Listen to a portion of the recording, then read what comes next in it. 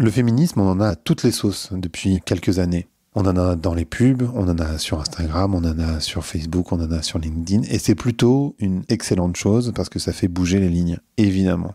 Chaque fois qu'il y a un grand mouvement de société, il y a des personnes qui essayent d'en profiter. C'est logique. Et le féminisme n'échappe évidemment pas à la règle. Et aujourd'hui, j'ai le grand plaisir de recevoir Elvire Duvel-Charles, qui est une féministe qui a créé le compte Clit Révolution, entre autres sur Instagram, qui était fémène, donc on va parler de ce phénomène. Et avec Elvire, on va parler de la monétisation du féminisme. On va parler de toutes les évolutions, c'est-à-dire comment les marques utilisent le féminisme, mais aussi comment les comptes Instagram féministes doivent ou peuvent se monétiser, est-ce qu'elles doivent le faire. On va parler des femmes qui parfois utilisent le féminisme, comme Marine Le Pen par exemple, pour se promouvoir. On va parler de tous les débats autour de ces sujets du féminisme et de la monétisation. On va parler aussi des différentes formes de féminisme, parce que toutes les femmes ne se reconnaissent pas et que parfois il y a aussi des dérives, et on va en parler également. C'est une conversation qui est hyper intéressante, qui est sincère, honnête dans le discours, dans les mots, et j'espère que vous l'apprécierez. Je vous souhaite une très bonne écoute. Allez, Vlan, c'est parti.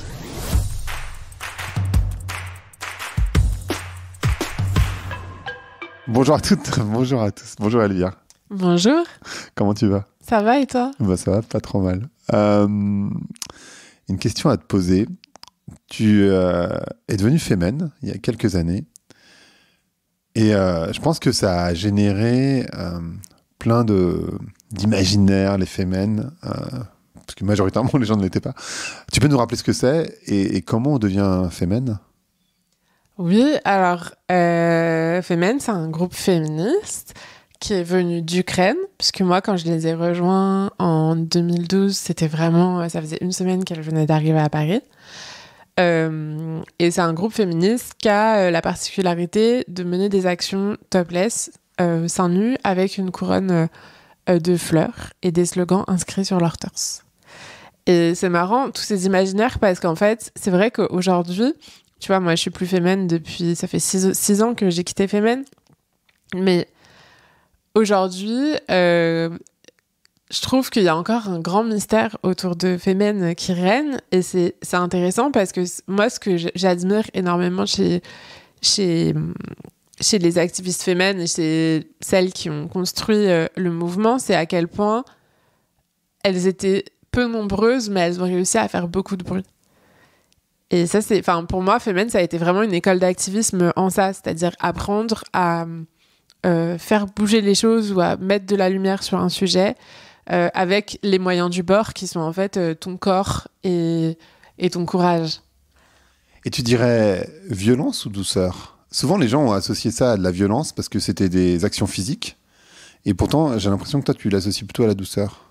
Alors, je l'associe pas à la douceur parce que je l'associe à une position agressive, mais qui n'est pas violente. C'est-à-dire, les féminin, on a toujours eu à cœur de dire de rester dans des actions non violentes. Ça fait partie des choses que tu apprends d'ailleurs quand tu deviens féminin. Tu apprends à pas répondre aux coups, même si tu t'en prends.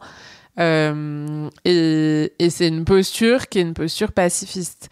Après, derrière, évidemment, l'idée, c'est de se dire, puisque on est seins nus, moi, ce qui m'intéressait chez Femen, c'était aussi la transformation de la nudité. C'est-à-dire de passer d'une nudité qui est là pour séduire à une nudité qui est une arme.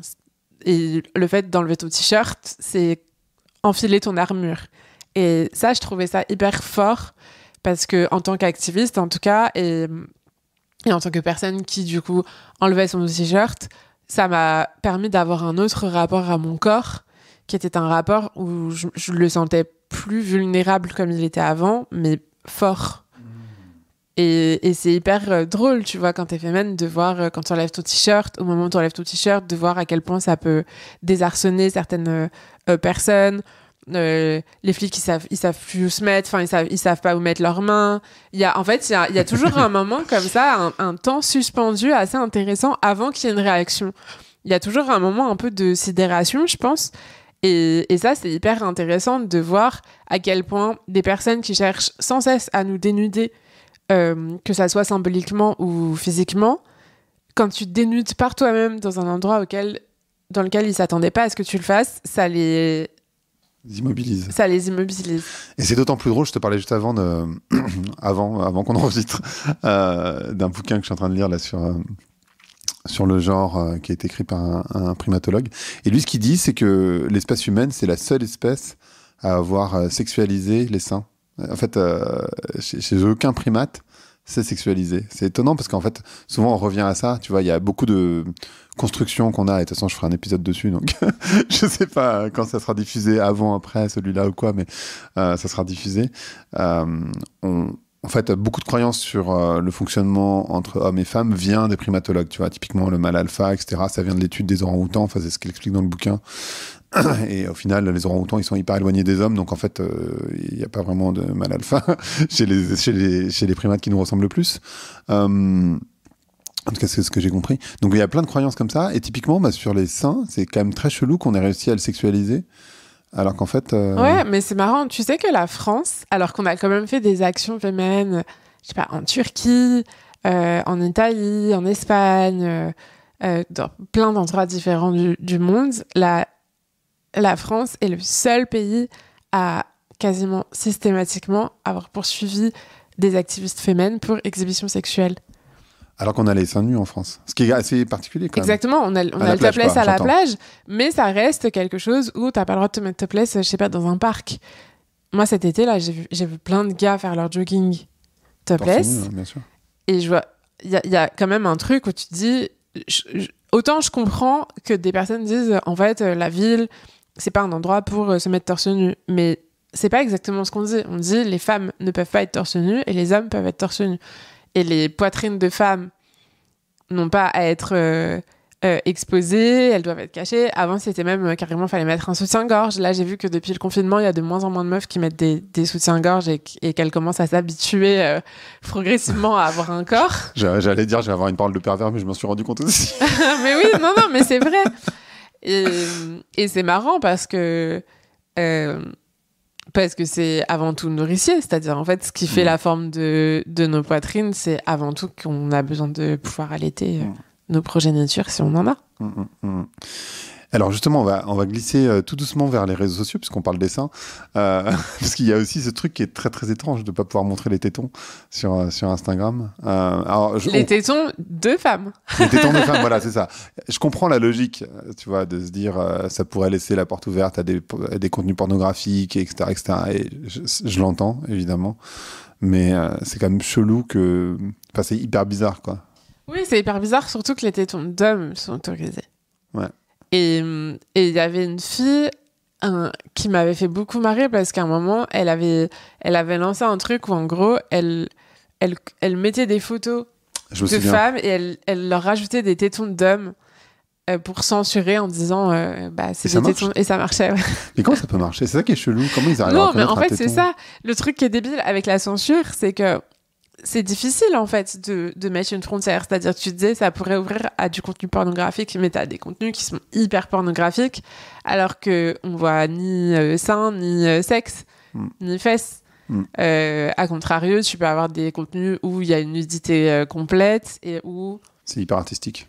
C'est très artistique et c'est pas du tout pornographique, donc en fait c'est très subjectif. L'érotisme c'est hyper subjectif et ça peut pas être jugé par des critères comme on voit des tétons ou on voit pas de tétons, ou on voit des fesses en entier ou on voit pas de fesses en entier, tout dépend de la manière dont tu le montres. Mais je suis hyper curieux de comprendre comment l'algorithme il arrive à reconnaître un téton d'homme, un téton de femme. J'arrive pas à saisir. Mais je pense qu'en fait c'est des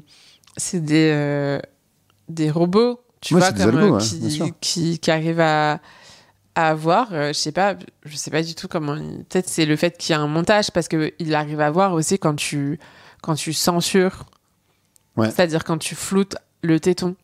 Ouais. Donc c'est un peu mystérieux, mais nous c'est vrai que ce qu'on a constaté, on est plusieurs à avoir fait le constat du fait que au final les règles de la censure d'Instagram sont discriminantes, c'est-à-dire qu'en fait les corps qui vont se retrouver censurés sont essentiellement les corps gros, les corps noirs, les corps de femmes, les corps des minorités de genre, des trans, des homos.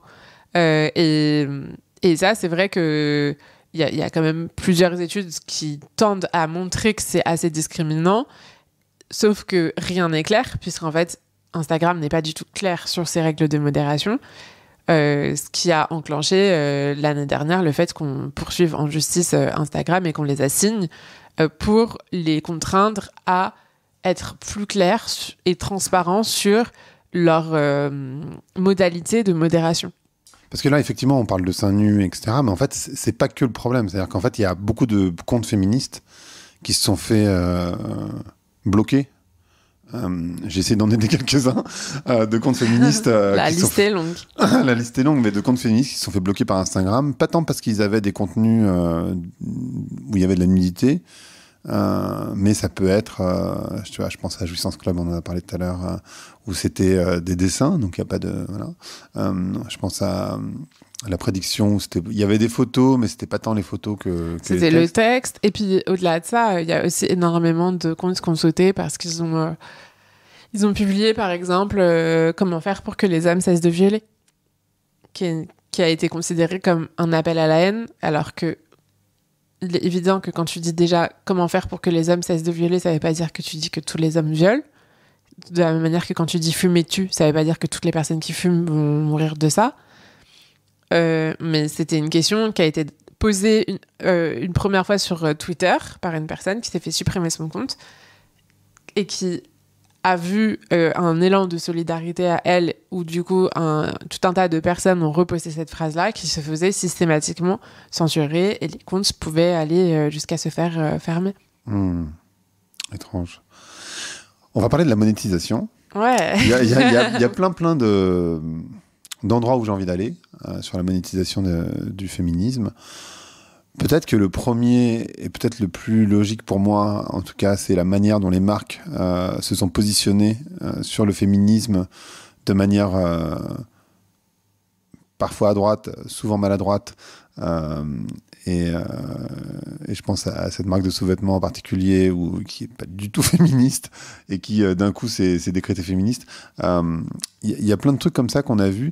Qu'est-ce que toi, tu as observé, parce que tu es aux premières loges en plus, sur la manière dont les marques ont utilisé cet argument pour faire un peu du social washing, quoi, finalement, parce qu'ils n'ont pas vraiment changé les règles en interne. En fait, je pense qu'il y a eu un glissement des stratégies marketing, c'est-à-dire que avant, là où les marques mettaient beaucoup de budget dans des campagnes publicitaires classiques, de billboards, à la télé, etc., j'ai l'impression que maintenant, elles se sont rendues compte que ce qui permettait de vendre pour pas trop cher et en fait faire énormément de chiffre d'affaires, c'était les réseaux sociaux et le web marketing. Donc passer par des campagnes d'influence, ce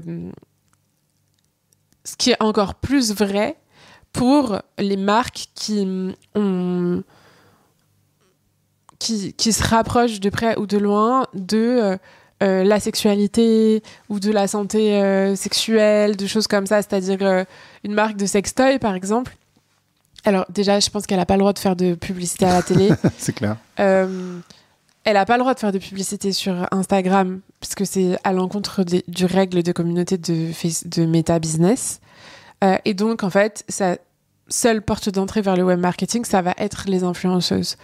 Donc, je pense qu'il y a déjà eu, d'une part, ce premier glissement. Et donc, du coup, très logiquement, les marques se disent « Ok, qu'est-ce qui marche sur les réseaux sociaux ?»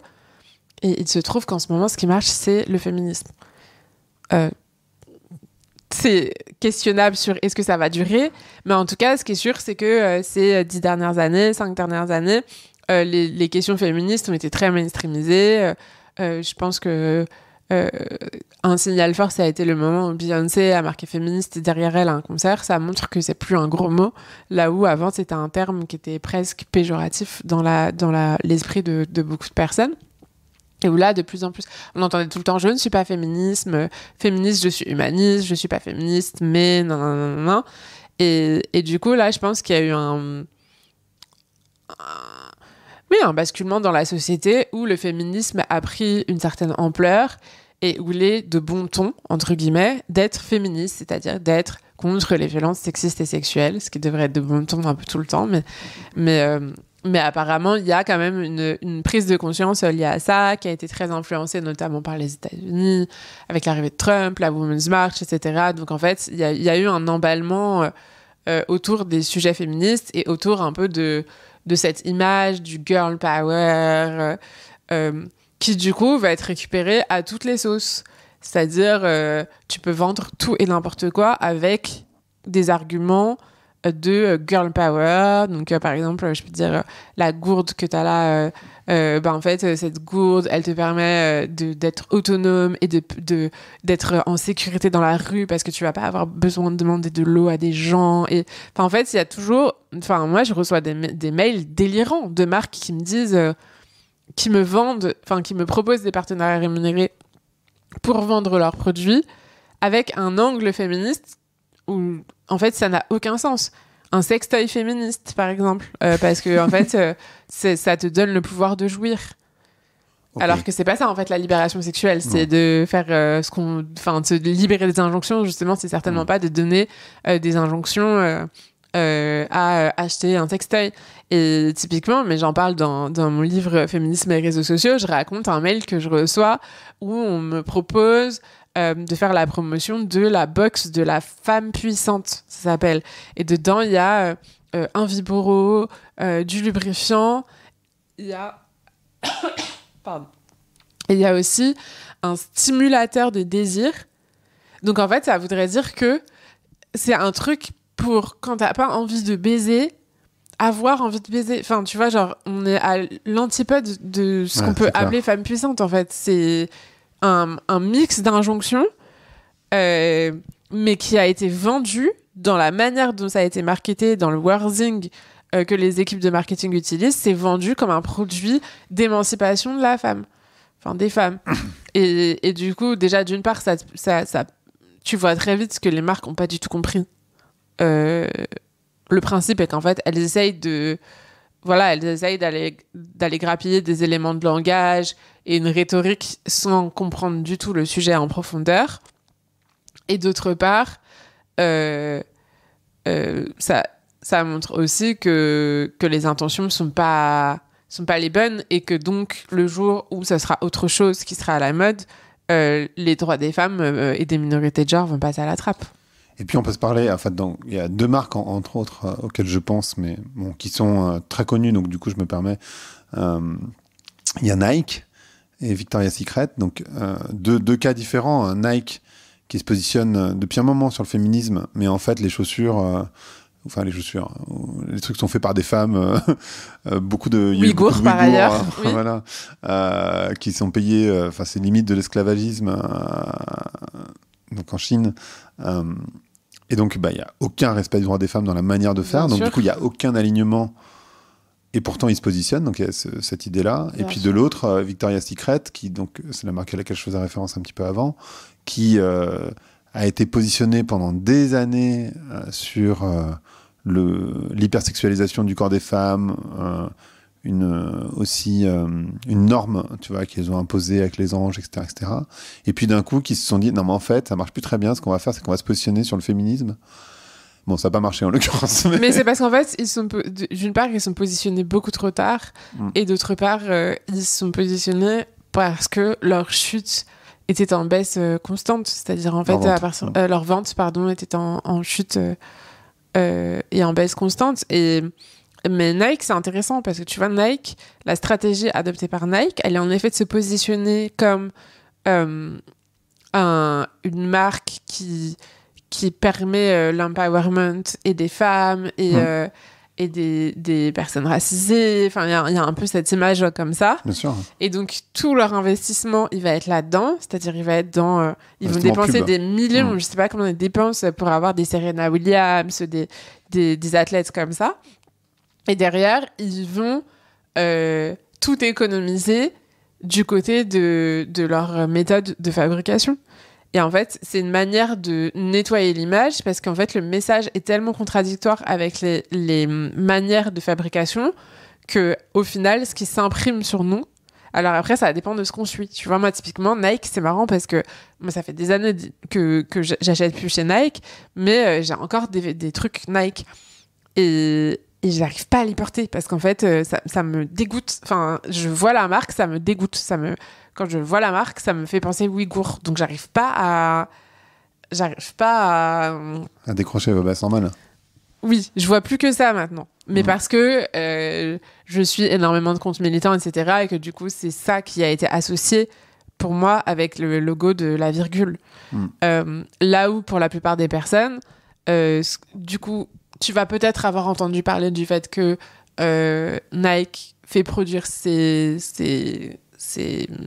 chaussures, enfin, ses produits, et ses produits par des Ouïghours, mais tu vas plus avoir Serena Williams dans la tête. Quand on te dit Nike, tu penses plus Serena Williams parce que ça a été matraqué, que toutes tes idoles portent des Nike, que les pubs sont fortes. Enfin, en fait, c'est un budget incroyable qui est dépensé pour te faire oublier le fait que tu participes à tout un réseau d'esclavage. En fait, c'est étonnant parce que, en fait, pas même moi, mais disons que, tu vois, il y a une question à se poser. Tu fais, est-ce qu'ils font avancer la cause ou pas vraiment? En fait, il y a une question au fond qui est, est-ce que, tu vois, quand ils font Nike She Runs, donc cette course de 10 km exclusivement pour les femmes, où ils ont fait cette campagne, où ils permettaient aux femmes de courir entre elles, tu vois, ils ont créé des outils pour que les femmes en Occident courent entre elles, pour qu'elles puissent courir le soir en particulier parce qu'elles avaient peur. Tu vois, donc ils ont fait des trucs dans ce sens-là, de la com, mais pas que de la com, parce que du coup, ça avait une réalité physique aussi. Et dans le même temps, tu vois, ça fait penser... Non, pour moi, il y a une limite. Tu vois ce que je veux dire? Déjà, le Made in China et le fait que ça soit produit par des Ouïghours, c'est déjà pas la même chose. Et pour moi, les Ouïghours, c'est une limite que tu peux pas franchir. On est d'accord. C'est infranchissable, c'est injustifiable. Enfin, on parle de crime contre l'humanité, donc en fait, participer à un crime contre l'humanité, ils peuvent faire tout ce qu'ils veulent. Non, mais en fait, c'est vrai, c'est un crime contre l'humanité. Donc en fait, ils peuvent faire tout ce qu'ils veulent. Ils peuvent donner même des milliards d'euros à la Fondation des femmes, que ça rattraperait pas le fait que il y aurait beaucoup plus d'impact au fait de faire changer les conditions de production et les personnes qui produisent à tous les she-run qu'ils peuvent faire et toutes les pubs avec Serena Williams qu'ils peuvent faire. Serena Williams, qui est mon idole par ailleurs, mais où en fait, pour moi, c'est une limite qui est pas entendable. Je dis juste que les Ouïghours, le fait que tu dises que c'est un crime contre l'humanité, c'est pas une vue de l'esprit, c'est-à-dire que c'est pas toi qui décides de ça, c'est que ça a été annoncé, enfin en tout cas... Oui, bien sûr, par l'ONU. Par l'ONU, au moment où on enregistre, en tout cas, c'était il y a une semaine ou deux, donc ça a créé un tollé énorme d'ailleurs, mais donc c'est défini aujourd'hui par l'ONU, c'est pas une vue de l'esprit, quoi. Hein, non, ce sont des faits. C'est ça, ce sont des faits. Donc qu'est-ce que tu penses? Donc du coup, jusqu'où on peut aller? Parce que alors il y a différentes choses. Il y a donc Nike, je pense que c'est un cas extrême de non-alignement. Mais après, il y a des marques qui sont pas très alignées non plus. Il y a quasiment, enfin, en fait, je vois pas trop beaucoup de marques de sous-vêtements en tout cas qui se sont pas positionnées sur le sujet. Après, la réalité à l'intérieur, c'est-à-dire l'égalité des salaires, ou en tout cas une forme d'équité entre hommes et femmes. La manière dont sont traités les mannequins aussi. Voilà, la manière dont sont traités les mannequins qui sont choisis. Mais est-ce que, par exemple, tu vas parler des mannequins, est-ce que tu trouves que... autant Dove, tu vois, ils l'ont fait très tôt, donc on peut se dire... Dove, ils ont beaucoup actionné dans ce sens-là. Je ne sais pas ce que tu penses de cette marque, mais de l'autre côté, je pense à d'autres marques qui se sont mis un peu tard sur le sujet et qui, tu vois, enfin, moi j'ai l'impression, en particulier sur les Noirs ou sur les personnes de couleur de manière générale, qui d'un coup se sont mis à mettre un Noir, un Arabe, un Asiatique, tu vois... comme ça, tu vois, histoire de dire, tiens, bon, on anglise quand même, histoire que de dire qu'on est dans la diversité. Mais en fait, tu vois bien que c'est genre, c'est chelou, tu vois. Qu'est-ce que tu penses de ça, toi? En fait, mon avis est assez mitigé parce que à la fois, j'ai envie de les insulter, donc je vais pas le faire, mais à la fois, je pense aussi que les publicités en fait, le problème, c'est le capitalisme. Donc, en soi, on aimerait juste plus avoir de publicité. Mais à partir du moment où tu as des publicités, les publicités, elles t'en vois, je sais plus combien j'avais lu qu'on en absorbait par jour, mais on en voit énormément. Des centaines, voire des milliers de pubs par jour. Et donc, ça imprègne nos imaginaires et ça imprègne aussi notre manière d'être, de la même manière que la culture du viol a façonné nos manières de séduire et de relationner avec des personnes. De se comporter, ouais, bien sûr. De la même manière, les pubs influent aussi là-dessus. Et donc, je me dis, tant qu'à devoir se taper des pubs, moi, je préfère en effet me taper des pubs dans lesquelles je vais voir des corps différents, dans lesquelles je vais avoir de la diversité dans les orientations sexuelles, dans les personnes qui sont représentées, dans les situations qu'on me présente, plutôt que quelque chose de très normé comme il y a 20 ans. Donc, en fait, je pense que c'est important que le monde de la publicité évolue. C'est juste que je pense aussi que c'est important d'essayer d'aller comprendre les enjeux auxquels on essaye de s'attaquer quand on est une marque et qu'on essaye d'aller révolutionner l'industrie de manière profonde et pas simplement juste en mettant un noir et un arabe sur ta pub ou en mettant, je sais pas, autant de meufs que de... Parce que là, je vois j'ai vu des trucs comme BetClick ou des trucs comme ça qui étaient avant très masculins. Maintenant, ils montrent que les filles aussi, elles peuvent faire des paris sportifs. Mais moi, je trouve ça cool. Juste la question, c'est jusqu'où, en fait, tu vas au sein de ton entreprise pour essayer d'appliquer une politique qui est la moins discriminante possible. D'ailleurs, on le voit dans le secteur de la beauté. Hein. Typiquement, quand tu vas dans les bureaux, c'est beaucoup de femmes blanches. Enfin... Ouais, ça m'étonne pas. Après, je dis pas que c'est forcément facile de retrouver, tu vois, après. Mais en fait, partout, je veux dire, même dans les rédactions, hein, on va pas se mentir. En fait, dans les rédactions, il y a très peu de personnes racisées, sauf quelques médias spécifiques. Mais en fait, de manière générale, il y a plein de domaines qui sont complètement gatekeepés par les blancs. Clairement. Ça fait penser à Lauriane, mais je suis pas sûr que c'est Lauriane. Mais... J'aime beaucoup. Une autre question quand on parle de la monétisation du féminisme. Donc là, on a vu les marques, mais il y a après quelque chose qui a un phénomène que j'ai trouvé intéressant, qui est la monétisation des comptes féministes. Donc toi, tu as créé un compte féministe, on va y revenir, mais il y en a quand même plusieurs. Et j'ai trouvé ça intéressant que on reproche à ces comptes-là de se monétiser.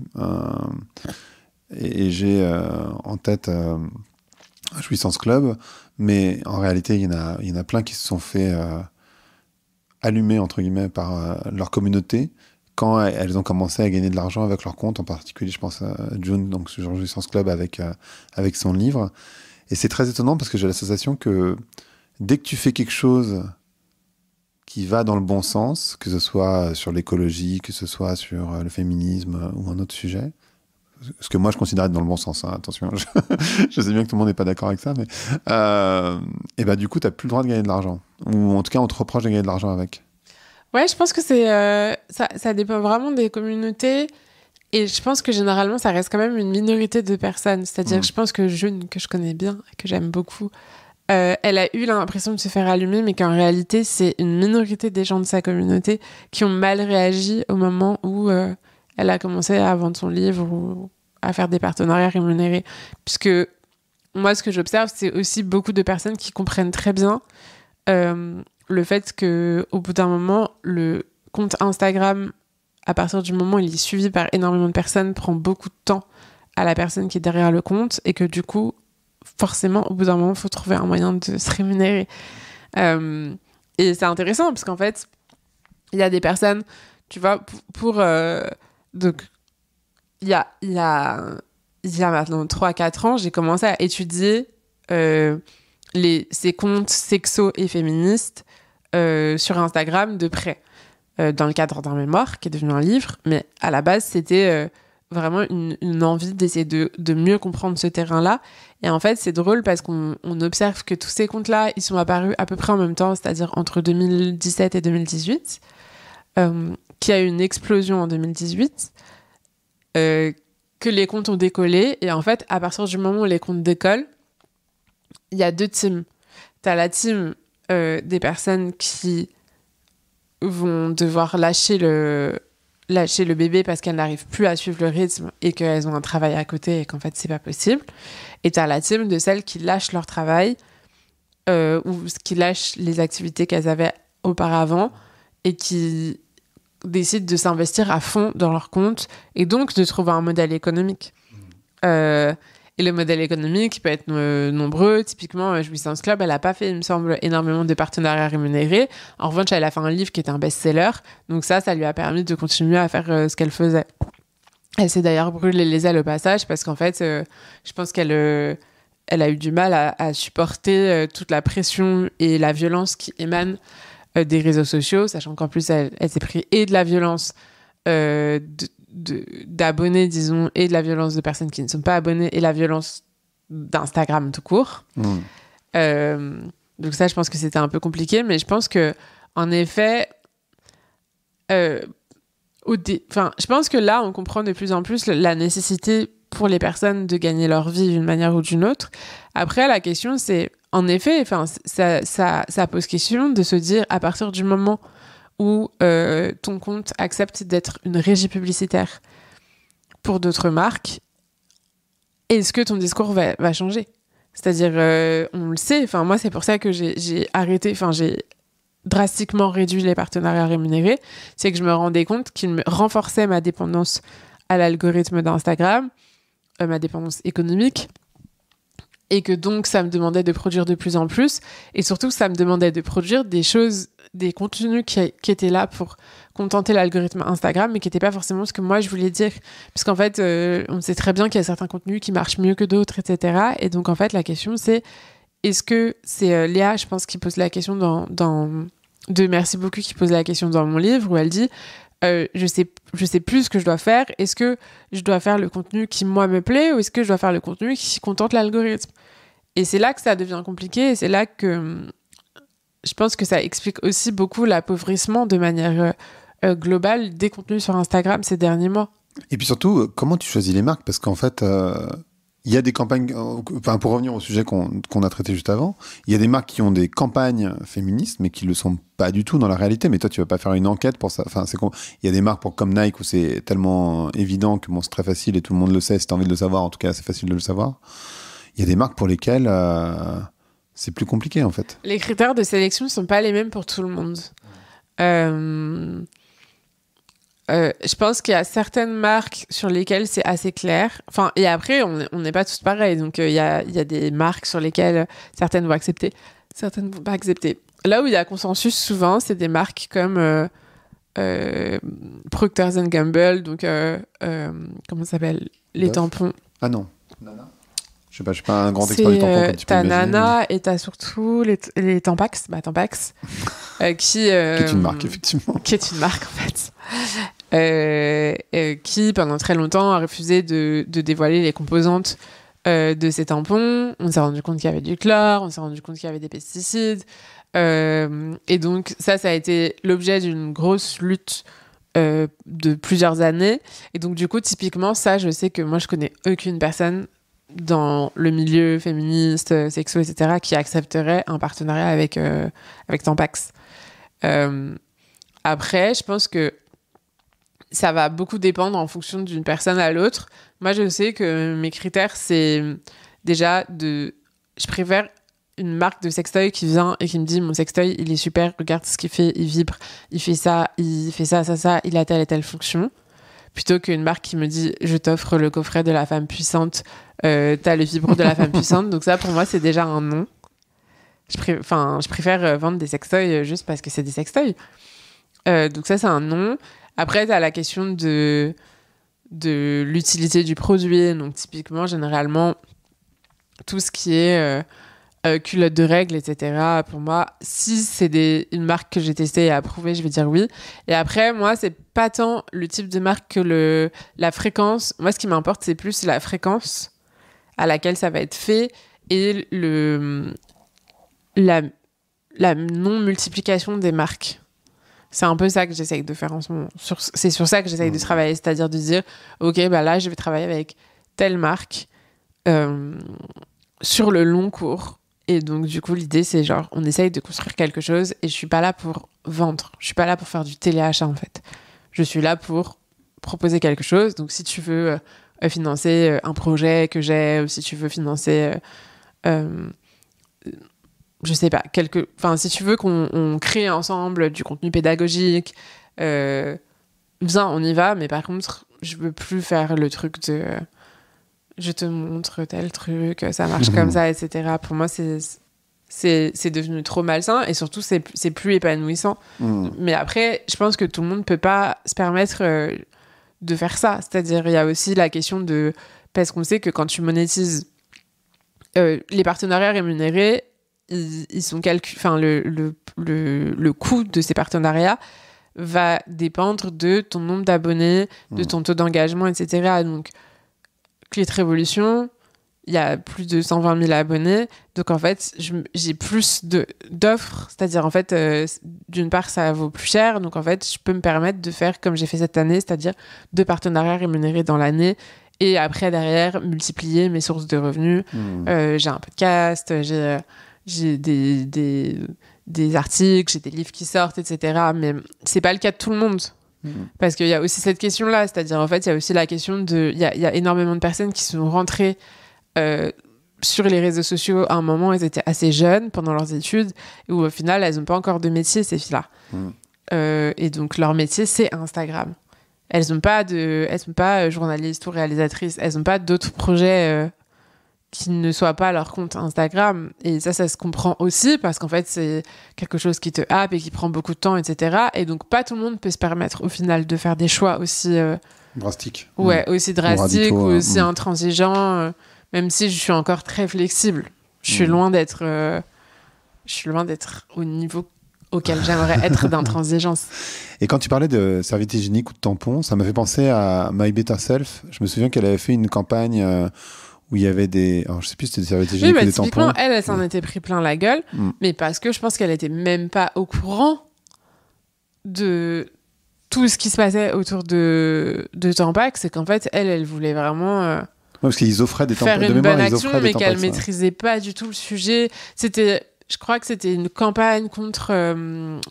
la précarité menstruelle, mais en fait, je pense qu'elle maîtrisait ni le sujet de la précarité menstruelle, ni les tenants et aboutissants liés à Procter & Gamble, et du coup, c'est vrai qu'elle s'en était pris plein la gueule. Et c'est marrant parce que chez Procter, t'as Dove. Je crois que de mémoire, Dove, c'est Procter, non? Je sais plus très bien. Je sais pas, tu me l'apprends. je sais plus si c'est Procter ou... Enfin, moi, il y a 2 grands groupes. Hein, mais je crois que c'est le même groupe. Et c'est étonnant ou Axe, en tout cas, Axe et Dove, c'est la même boîte. C'est toujours étonnant de voir... Et c'est là où tu te dis, waouh, tu vois, pour revenir au premier sujet, c'est vraiment des boîtes très marketées, parce qu'au final... Mais tu vois, quand tu parles de marketing, ce qui est drôle, c'est que, je sais pas si tu te souviens, je me souviens que, parce que j'avais sorti une enquête que j'avais co-signée dans l'IB sur la législation des tampons. Et je me souviens qu'à l'époque, t'avais une meuf qui avait lancé une pétition adressée à Tampax pour demander à ce qu'on puisse connaître la composante de leur tampon. Et t'avais plein d'expériences, en fait, où elle montrait qu'elle mettait le tampon dans l'eau, dans un verre d'eau, et en fait, elle montrait les particules qui sortaient. Et donc, en disant, en fait, si ça fait ça dans un verre d'eau, ça fait quoi dans vos vagins, en fait? Et c'est marrant, parce que là, cet été, j'ai regardé la télé, parce que j'ai pas la télé chez moi, mais du coup, cet été, j'ai pu regarder la télé, et j'ai vu que la nouvelle pub de Tampax, c'est quoi? Donc, c'est des Tampax bio. Et c'est une meuf qui dit moi, je regarde tout ce qu'il y a dans mon assiette, alors vous imaginez bien que ce qu'il y a dans mon tampon, ça m'importe beaucoup. Et elle met son tampon dans un verre d'eau, je te jure. Ah, wow. En fait, ils ont repris le truc des personnes anti-Tampax pour dire nos Tampax sont safe, regardez, on l'a mis dans un verre d'eau. Après avoir passé des années à pas vouloir dire quelles étaient les composantes des tampons. C'est incroyable, non? C'est fou. Mais du coup, ça montre bien que ça reprend. Et une autre pub comme ça que j'ai vue, c'était une pub... parce que tu sais, il y a tout le lobby de l'hygiène intime qui cherche à te vendre des savons pour chatte. Sauf qu'en fait, il ne faut pas nettoyer ton vagin avec du savon, car ça déséquilibre ta flore vaginale, et que du coup, c'est là que tu as des infections et des mycoses, et que du coup, c'est là que ça sent mauvais, et que tu vas racheter du savon, la boucle est bouclée. Et en fait, là, j'ai vu à la télé, c'était quoi ? C'était une meuf qui est devant sa télé et t'as quelqu'un qui dit « Ah non, mais il faut surtout pas mettre de savon ». Puis après, elle regarde et puis il y a quelqu'un qui dit « Faut le nanan », etc. Et bref, la conclusion, c'est on vous dit, on entend vraiment tout et n'importe quoi sur l'hygiène intime.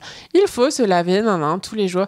Et en fait, qui débunk le débunkage féministe. C'est fou, hein. C'est fou. Et qui vont aller reprendre ce truc-là en se disant « Ok, bah la contre-attaque, c'est... On reprend... on arrête d'ignorer ça et on vous dit qu'en fait, nous, on sait et qu'en fait, il faut que tu te laves la chatte avec du savon. Ne fais pas ça. Idéalement du savon spécifique.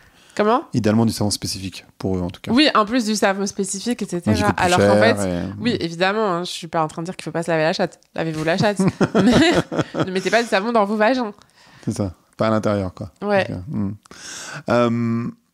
Quand on parle, on est reparti sur les marques, mais quand on parle de monétisation du féminisme, donc il y a les marques, il y a la monétisation des comptes féministes, et puis il y a aussi, en tout cas moi c'est comme ça que je le vois, et tu peux ne pas être d'accord évidemment, j'ai l'impression que il y a un certain nombre de femmes qui utilisent le féminisme comme une posture, mais qu'en fait, en vrai, elles sont pas dans la sororité, elles sont pas vraiment là-dedans, quoi. Oui, mais enfin, de fait, puisqu'il y a un certain nombre de femmes qui sont capitalistes, il y a forcément un certain nombre de femmes qui vont capitaliser sur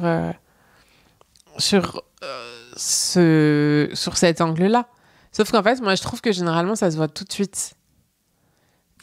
Moi, j'ai des exemples en tête où c'est pas le cas. Je vois plein de trucs de groupes d'entrepreneuses qui va vachement jouer d'un truc un peu girl boss, ce truc-là. Pour moi, c'est assez évident que c'est en contradiction, mais après, peut-être parce que je suis peut-être plus politisée et que du coup, les discours sont contradictoires. C'est-à-dire qu'en fait, ils sont... Le principe même de beaucoup d'entreprises, c'est quand même de te vendre des trucs. Oui. Tu vois ? Donc, à partir du moment où on te vend des trucs, généralement, pour te vendre des trucs, on te fait croire que tu en as besoin. C'est ça, moi, mon problème. Par définition. C'est la création du besoin. J'ai pas de problème. Si t'es une entreprise et tu dis, j'ai ça, c'est cool, si jamais tu veux, c'est là, tu vois. Mais c'est pas tout à fait ça. Et en fait, les méthodes pour te créer des besoins sont généralement aussi des méthodes dans lesquelles on va te créer des injonctions. Typiquement, les savons de chatte, te dire ta chatte, elle est vraiment hyper sale si tu te laves pas la chatte avec notre savon spécifique.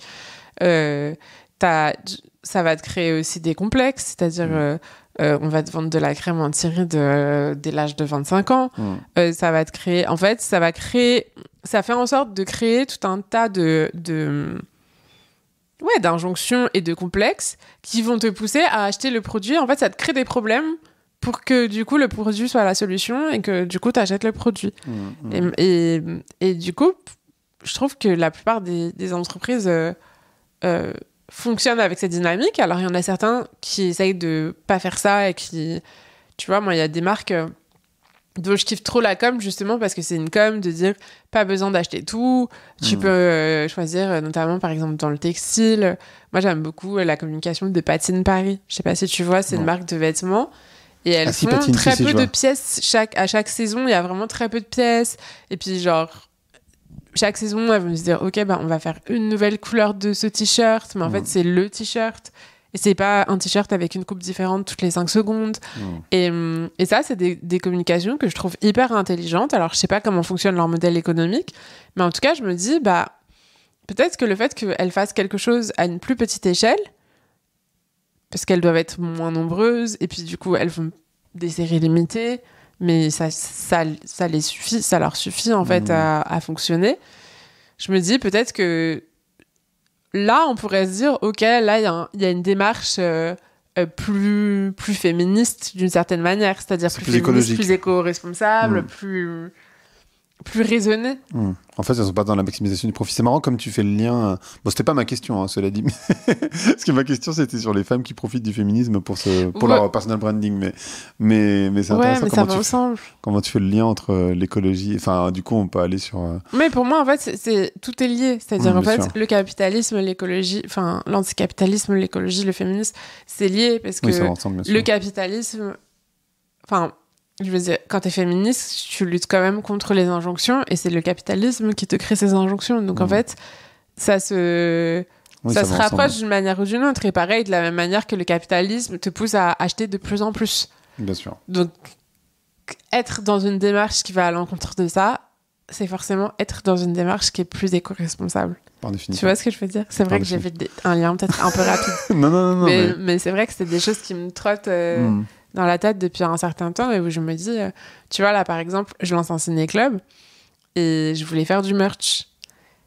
Merchandising. Ouais, du merchandising. Et je voulais faire des t-shirts. Et en fait, j'arrive pas à les faire parce que je me dis, mais on a trop de textiles, faut arrêter. Donc, du coup, là, je me suis dit, bah, ok, j'en fais pas, j'attends. C'est pas grave. Peut-être je pourrais trouver des meufs qui font de l'upcycling. Mais tu vois, je pense que c'est des réflexions qui sont importantes à avoir. Et en effet, c'est pour ça que je te dis, pour moi, ces meufs-là, ça se voit tout de suite qu'elles sont pas dans cette démarche-là. Ouais, je comprends. Parce qu'elles ont tout de suite un discours de consommer plus, je sais pas, je trouve leur discours il est hyper stéréotypé et j'ai l'impression d'entendre ce discours depuis 20 ans. Donc j'ai pas l'impression que juste au motif qu'elles soient femmes, mais de la même manière que t'as des mecs comme ça. D'ailleurs, il y a plus de mecs comme ça que de meufs comme ça. Mais parce qu'il y a plus de mecs entrepreneurs de manière générale, bref. Mais tu vois, je pense qu'il y a un... Je pense que si, peut-être qu'il y a quelques personnes qui sont dupes, mais en tout cas, quand tu te poses des questions féministes et que c'est dans des questionnements féministes, personne n'est dupe. Moi, j'en connais quelques... Enfin, je vais pas faire de name dropping ou quoi, mais j'ai quand même 3-4 exemples en tête. Tu donneras les noms après. Le dernier point que je voulais aborder avec toi, c'était sur les différentes formes de féminisme. Et on voit... on en parlait aussi juste avant, parfois des dérives. Moi, je connais plein de femmes qui se retrouvent pas nécessairement, tu vois, dans le féminisme un peu extrême, etc. C'est hyper intéressant de voir qu'en fait, d'un mouvement, on a eu plein de micro-mouvements à l'intérieur, avec et surtout parfois des batailles entre eux. C'est-à-dire que de se dire non mais c'est moi qui ai raison, ou c'est moi qui suis plus féministe, etc., etc. Comment toi tu vois ça, l'évolution ? En fait, pour moi, les féministes, c'est vraiment un chemin. C'est-à-dire, t'as une porte qui s'ouvre. Généralement, ça va être une expérience que tu vis ou quelqu'un qui mène une action que tu vois et qui va t'ouvrir les yeux. Ou il se passe quelque chose qui fait que tu as une porte qui s'ouvre. Donc, on n'entre pas tous et toutes par la même porte. Et de là va arriver tout un cheminement sur lequel tu vas déconstruire plein de choses. C'est-à-dire, moi, je me souviens... et généralement, je trouve ça peut enclencher une certaine colère qui peut être très difficile d'ailleurs à gérer les premières années. Je pense que toutes les meufs, je vois, ça fait ça. C'est-à-dire, en fait, elles deviennent féministes et elles ont quelques mois où elles sont vraiment très en colère et où elles ont du mal à savoir que faire de leur colère.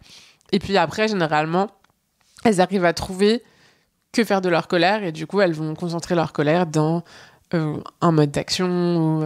dans d'autres choses. Enfin, elle trouve le passage à l'acte, disons, te permet de mieux gérer ta colère. Ce qui ne veut pas dire qu'il ne faut pas être en colère, mais juste qu'il ne faut pas qu'elle te ronge.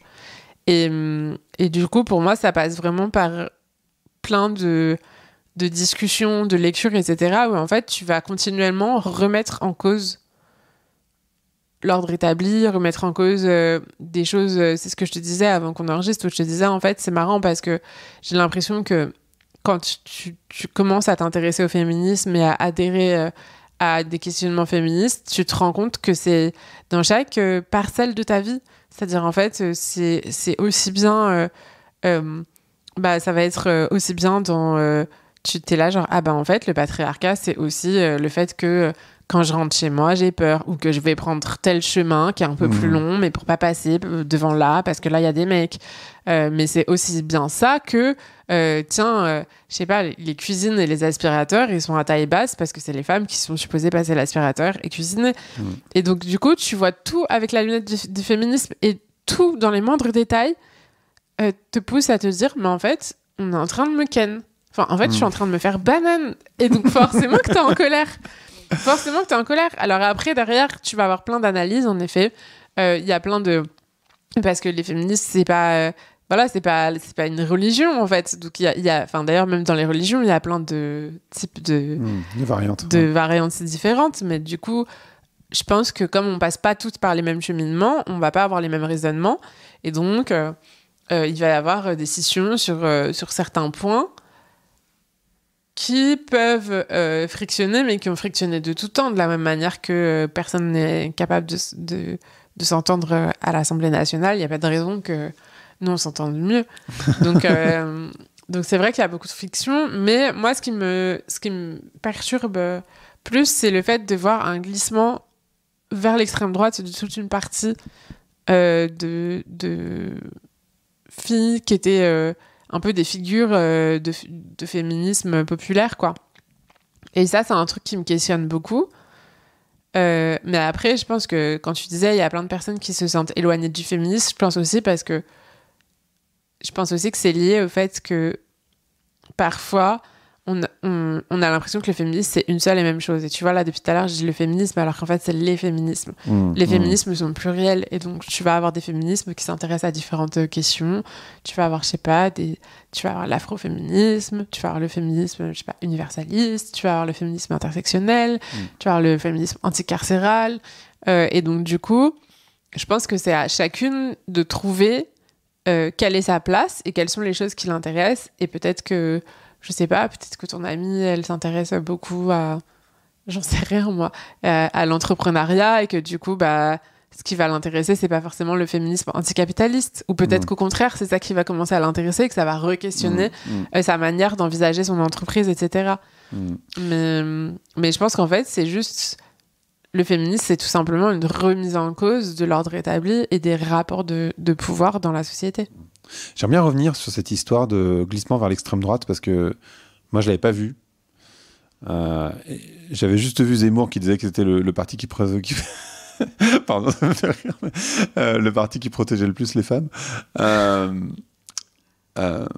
Tu peux nous expliquer un petit peu ce glissement vers le féminisme, vers l'extrême droite ? Oui, en fait, c'est un... Alors, il s'opère j'ai l'impression qu'il s'opère de deux parties différentes. C'est-à-dire, au sein de l'extrême droite, t'as des meufs qui, avec l'avancée du féminisme, etc., ont commencé à se fédérer et à s'autoproclamer féministes. C'est ce qu'on appelle les fémonationalistes. Et donc, elles, leur rhétorique, ça va être de dire...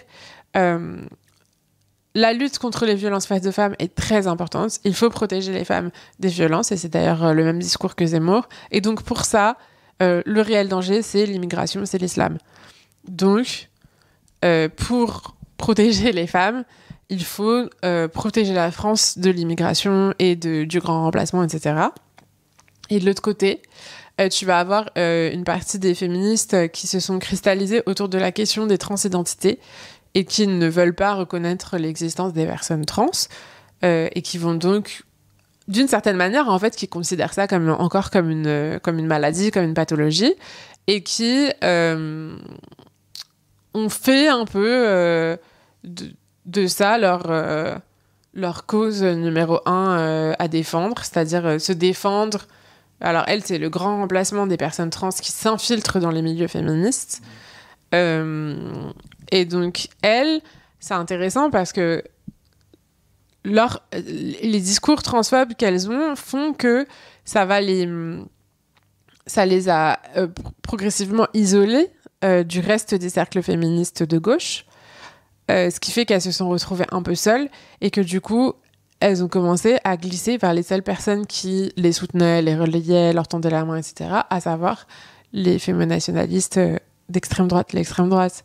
Et du coup, c'est assez... moi, ça me préoccupe énormément, parce que je sais que dans les personnes qui suivent certains de ces comptes, c'est des des personnes qui justement sont en questionnement, qui ont découvert le féminisme il y a pas longtemps, etc., et qui se laissent très rapidement séduire par cette rhétorique qui est de dire les femmes n'ont pas de pénis, les hommes n'ont pas de vagin, les hommes ne peuvent pas être enceints. On l'a vu là récemment, je sais pas si t'as vu l'affiche du planning familial qui montre un homme enceint, donc un homme trans, c'est-à-dire qui est né avec un vagin, un utérus, etc., et qui du coup se retrouve enceint, ce qui sont des situations qui se produisent. Et donc l'idée du planning familial, c'était de rappeler à ces personnes-là qu'elles étaient les bienvenues au planning familial, que si elles avaient besoin d'avorter, elles pouvaient venir avorter, et que si elles avaient besoin d'avoir un suivi de grossesse, elles pouvaient avoir un suivi de grossesse.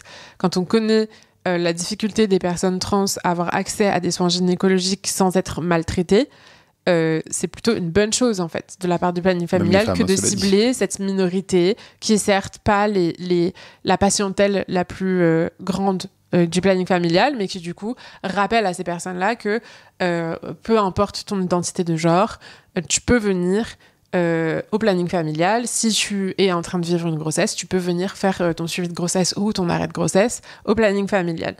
Par ailleurs, les hommes cis et les personnes qui ont des testicules sont aussi les bienvenus au planning familial, puisque en fait, elles peuvent aussi donner des trucs de contraception masculine.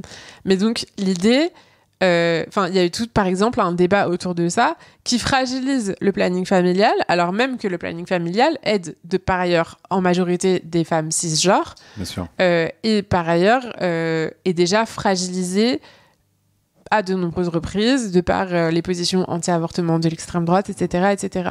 Et donc, du coup, je trouve que typiquement, tu vois, l'argument de dire oui, les femmes n'ont pas de pénis, c'est un argument qui est très simple à... Enfin, c'est une rhétorique qui, du coup, paraît logique. Tu vois, si tu te poses pas les questions d'identité de genre, ça te paraît logique, de la même manière que la Manif pour tous avait comme slogan un papa et une maman. Bah, ça semble logique, en fait. On disait un papa et une maman, t'es là, oui, bah oui, c'est un enfant, c'est un papa et une maman. Oui. Enfin, oui. Et donc, du coup, c'est compliqué parce que c'est un discours qui devient très stigmatisant, surtout très redondant et donc très lourd psychologiquement pour les personnes qui sont concernées et qui va potentiellement radicaliser une partie de la population contre cette minorité qui était déjà bien marginalisée. Et qui va continuer à vivre donc des violences, la violence du rejet, de l'incompréhension, de la monstrification. Et donc moi je trouve ça je trouve ça d'une violence inouïe parce qu'en fait autant je peux complètement comprendre le fait qu'on se pose des questions sur l'identité de genre, c'est-à-dire en fait ça veut dire quoi être un homme, ça veut dire quoi être une femme, est-ce qu'on ne devrait pas abolir le genre, etc. Je comprends complètement ces questionnements, ils sont intéressants, mais ce que je comprends pas c'est l'intérêt d'aller stigmatiser des personnes qui vivent déjà des violences. Et je trouve que quand t'es féministe en tant que femme, je trouve ça d'une violence encore plus inouïe, mais pour moi c'est aussi absurde que les groupes fémonationalistes qui vont aller stigmatiser les populations racisées au nom du féminisme. Je pense que c'est aussi peut-être une manière d'écraser, je sais pas, de te retrouver dans une place où tu domines et où du coup tu te sens un peu mieux. Et by the way, pour les personnes qui pensent que c'est pas naturel, pour revenir sur ce livre sur les primates, ça existe aussi chez les primates, donc c'est totalement naturel. C'est pas la majorité des cas, mais comme chez les humains, mais ça existe aussi chez un certain nombre de primates. Il y a des mix de genres, des identités de genre qui sont différentes. Mais tu vois, quand tu parlais de l'extrême droite, ça fait penser à Marine Le Pen, tu vois, pour revenir sur cette histoire de femmes qui profitent d'être une femme pour se positionner, alors qu'en fait, mais pas du tout.